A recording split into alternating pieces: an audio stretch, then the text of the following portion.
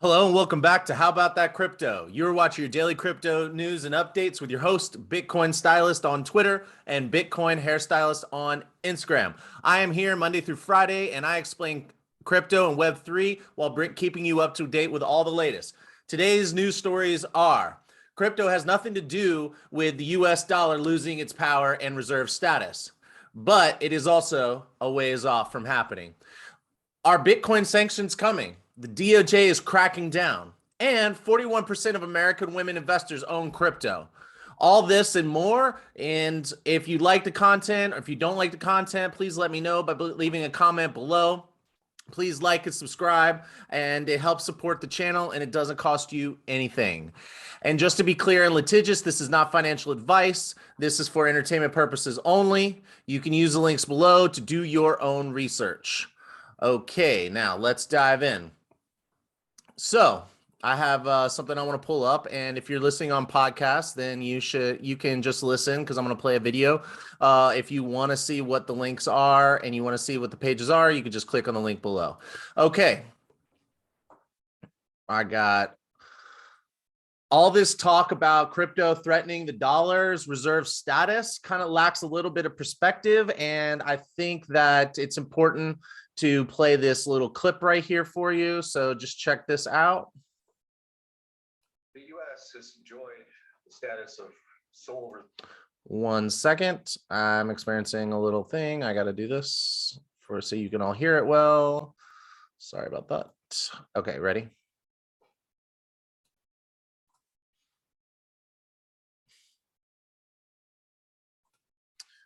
Sorry, everybody. This is all right. Reserve currency globally for decades, and it's an incredible benefit. We also have the biggest military in the world, which is kind of goes hand in glove with being a reserve currency, I think. But in the aftermath of the lockdowns and the pandemic that continues to wear on, the strongest economy in the world by far has been the Chinese economy. And the U.S. economy has bounced back with a lot of consumption. A lot of that consumption is going to China. It's one of the reasons China has such a strong economy. So what we're seeing is the United States is starting to fall behind in economic growth. That's not a new thing. That's been going on for a generation, the U.S. falling behind. But the Chinese economy is growing so rapidly that the estimates as to when the Chinese economy will be the largest in the world keep getting pulled forward. 20 years ago, it was thought to be 2050, the Chinese would be bigger than the US, and then it was 2040. And now the estimates are maybe it's in the 2020s, maybe even 2028, the Chinese economy gets bigger. And China's made no secret of the fact that they want to be a global player and have at least a seat at the table of global reserve currency status. And they're spending like crazy on military, and have also made no secret of the fact that they want their military to be dominant, maybe the biggest in the world. Also, they have huge savings in China. They have a culture of savings. They sort of the gold medalists of saving historically. And so when you put all those things together with the U.S. growing debt like crazy, we have debt to GDP that is fueling the majority of our so-called economic growth. So is it really economic growth when you borrow money or print money, send checks to people who turn around and buy goods on Amazon in addition to maybe paying down debt and speculating, and these goods come in from China? So we're running our economy in a way that is almost like we're not interested in maintaining global reserve currency status or the largest military or global, let's call it superiority or control. And so as long as we continue to run these policies, and we're running them more and more aggressively, we're not pulling back on them in any way. We are looking at a roadmap that is clearly headed towards the US dollar losing its sole reserve currency status. And I feel that as long as we run these policies, it's almost certain that that's going to happen. And because of that, the dollar should be going down. The value of the dollar is so high because we enjoy global reserve currency status. And Okay, so He brings up a bunch of really good points and about our culture and about our monetary and fiscal policies. This show is not about analyzing the U.S. monetary and fiscal policies. However, there is a lot of talk about crypto being the demise of the U.S. dollar reserve status, and I just think that it's so important to point out that this is a long time coming. China is on the uprise. Russia is actually in a pretty decent position, not now because of these sanctions, but so anyway, so this doesn't mean that crypto may be where people go, but it's also not the cause. And also, crypto is not capable of being a reserve currency. Everyone still wants treasuries. They provide yield. They have incredible liquidity. Yield means interest. You can get interest, a return on just from holding them. Liquidity means that it's easy to trade, find a buyer or a seller on the other side of your desire to buy or sell. And there's transparency. The U.S. for the most part, has been relatively transparent on their books and their economy, and it has security because the U.S. government and the U.S. economy is all run by laws and courts, etc. The war seems to be strengthening the dollar. But what other currency would people want right now in a conflict? It makes sense that the dollar is getting stronger, but it also reveals more risk to people like China and other non-NATO countries, because now they see the risk with holding dollars and relying on the dollar system in the event that they do something that the US or the West doesn't want them to. I'm not saying that we shouldn't be doing this because doing what we're doing to Russia from Ukraine. I'm just saying, if I was China, I'd be like, oh, hell no. Like, if I'm going to have a conflict in Hong Kong or in Taiwan, well, I don't want to have to deal with what Russia's dealing with right now. So I would definitely be considering, how can I get away from this power, like being underneath the thumb of the US government. So that's just some thoughts. Is there a future in which the US dollar doesn't reign supreme?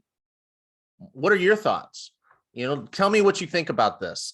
And I'll do a little bit more on this tomorrow. Okay, so are Bitcoin and digital currency sanctions coming? The CNBC reports, and I've got that up. I got that up here for you as well. Okay, so CNBC reports Bitcoin sanctions could be next, but most Russians won't care.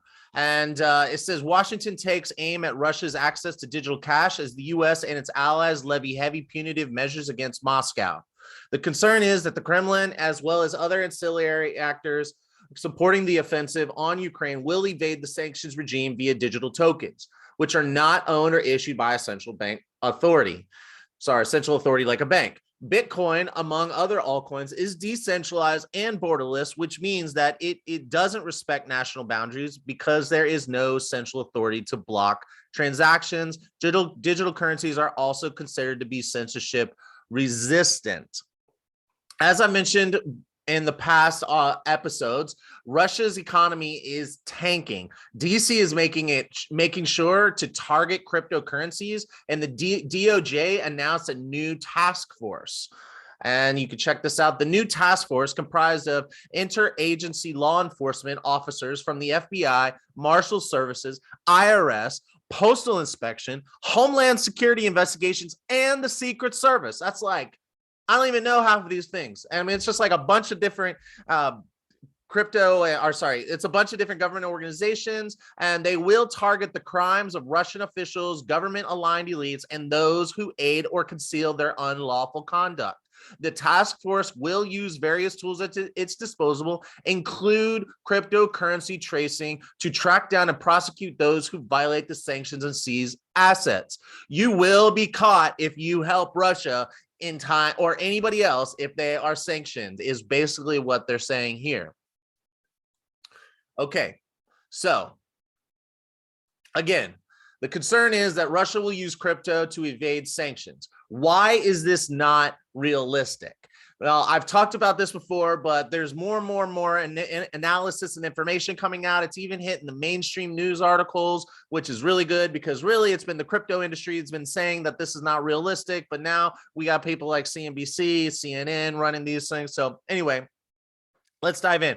How can so many people get this wrong? Well, I think it's just lack of knowledge and just the assumption that by looking at the surface concepts of Bitcoin and crypto that, oh no, it's going to take the US dollar's reserve status. No, it's our culture. It's our taking it for granted. The fact that we have US dollar status, and maybe that has more to do with it. Maybe the fact that there's a rising of powers of China and Russia and other nations, and they're transacting amongst each other outside of the dollar. That probably has more to do with it. However, that doesn't mean that people might choose crypto instead of another currency. So, but here we go. Let's dive into why this concept is really not that accurate. First of all, there is very thin liquidity. And remember, I said liquidity is the ability to buy and sell. The ability to trade and having other people willing to trade. Like, it has to be a large market for there to be high liquidity. If someone buys 3.5 billion, I talked about this this week. If someone buys 3.5 billion, according to Invest Answers, technical analysts, then that should cause a $4,000 price increase at current levels of Bitcoin. So that would mean that if a nation or an industry wants to use crypto, you would see massive price jumps, and we are not seeing that yet. Now, it's also traceable by design. All transactions are public. And check this out. Yahya Fanuzi, forgive me if I pronounced that wrong.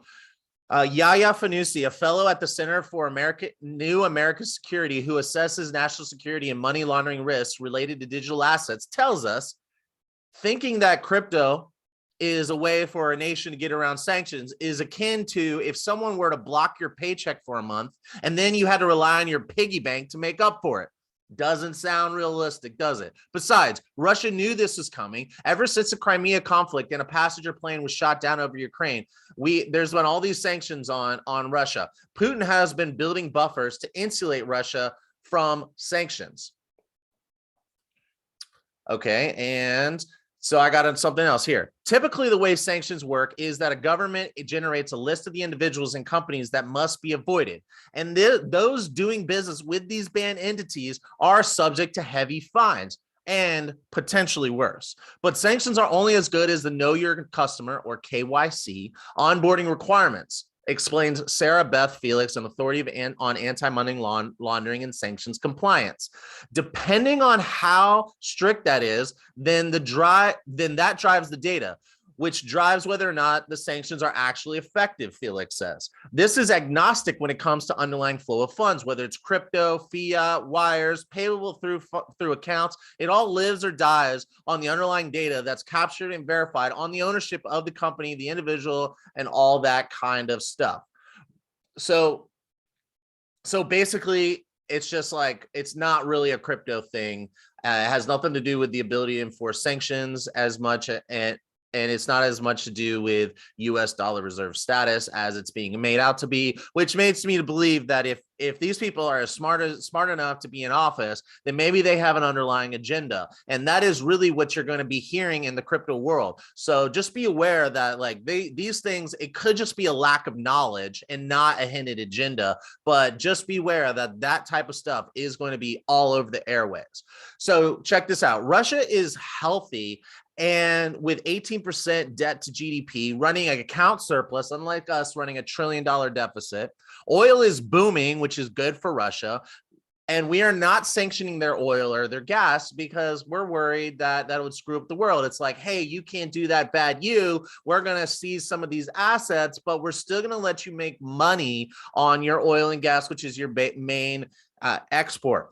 Also, based on some articles that I've been reading and discussions that I've been having, a 10 to 20% reduction on the part of Russia would cause oil and gas to go up enough where they would make more money by selling less. So think about that. All right, so I got some other stuff for you. This is like all good. So Part of Putin's strategy involved diversifying away from U.S. treasuries and the U.S. dollar, cultivating a new kind of debt structure, largely based on euros and gold. Putin's war chest includes foreign reserves, which are kind of screwed up right now because of sanctions. Well, so check this out. This same person who was discussing, the person anti-money long, Felix, last name Felix, I would assume billions and billions of dollars already moved through these front companies and shell corporations that we have around the world that are owned by Russian businesses and individuals, regardless of whether it involved crypto or normal bank-to-bank wires. At the end of all this, the glaring massive gap that we have is in transparency of who owns all these shell companies, not just in the US, but around the world. So I think that's really fascinating. The fact that like we really need more transparency in our current financial system and all the shell companies, because that's how money's moved around. So bottom line is crypto market is too small to be worried about these sanction stuff.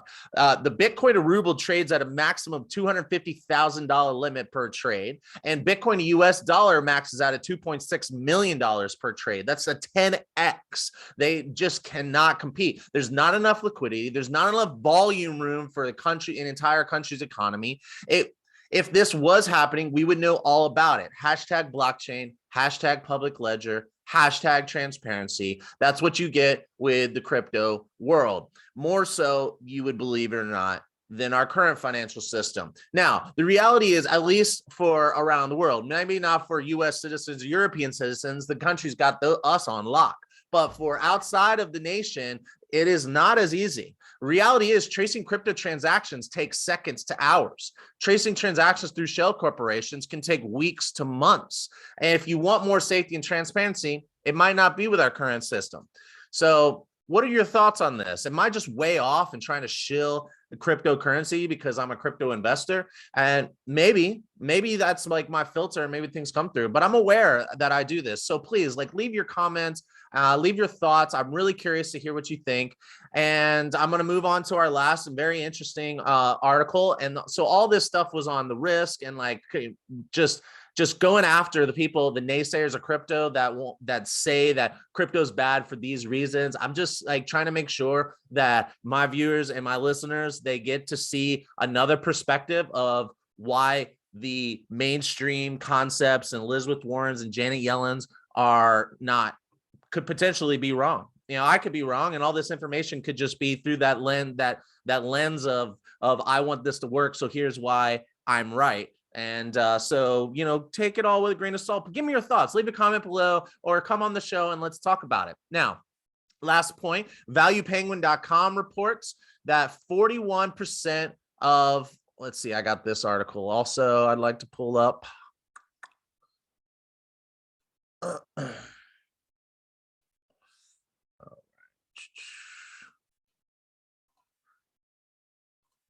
Okay, here we go.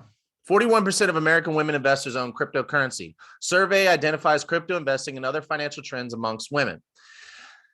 So it says that global investing platform eToro recently conducted a survey of 1,000 American women who hold investments, including stocks, bonds, and cryptocurrency, to determine their views on crypto and other financial matters. According to the results, women may be especially confident in crypto's ability to perform. A separate study from real estate investment platform Fundrise recently illuminated the alarming overconfidence that many investors have when it comes to cryptocurrency stability. Well, that's a loaded statement. That's implying that they don't have stability. Well, historically, they don't. So that's an interesting idea. In that study, respondents rated crypto investing as the most stable financial strategy at 23%, over 401ks at 11%, and real estate investment funds at 11%.